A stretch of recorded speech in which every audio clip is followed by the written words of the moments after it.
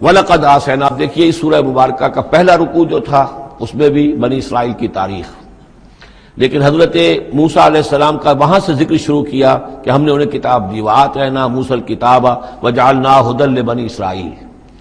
اور یہ واقعہ کب ہوا ہے کہ جبکہ مصر سے وہ نکل کر آ چکے تھے صحرائے سینا میں، گویا کہ پوری داستان جو مصر کی تھی اس کا وہاں پر تذکرہ نہیں ہے،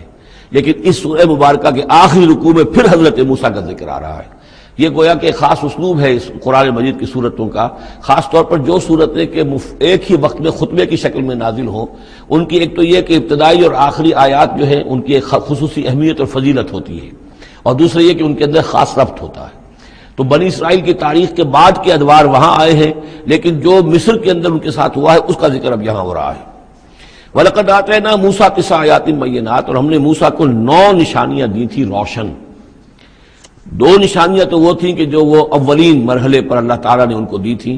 یعنی یہ کہ ایک عصا جو کہ وہ سانپ بن جاتا تھا یا اژدہا بن جاتا تھا، اور دوسرے ان کا وہ ہاتھ کے جو چمکنے لگتا تھا۔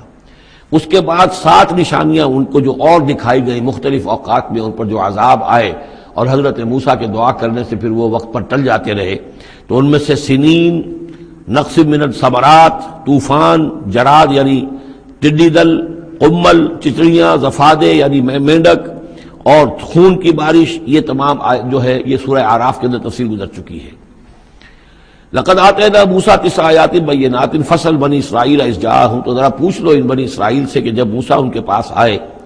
فقال له فرعون، تو فرعون نے ان سے کہا انی لاظنک یا موسیٰ مسحورا، کہ میں تو یہ سمجھتا ہوں کہ اے موسیٰ تم پر کوئی جادو ہو گیا ہے۔ اب دیکھیے یہی لفظ آیا یہاں پر جو حضور کے بارے میں صورت میں آیا ہے، ان تتبعون الا رجلا مسحورا، تم نہیں پیروی کر رہے ہو مگر ایک ایسے شخص کی جس کے اوپر سحر ہو گیا ہے۔ یہی بات کہی گئی تھی حضرت موسیٰ علیہ السلام سے۔ فرعون نے کہا انی لاظنک یا فرعون مسحورا، اے فرعون میں تو یہ سمجھتا ہوں کہ تم پر جادو ہو گیا ہے۔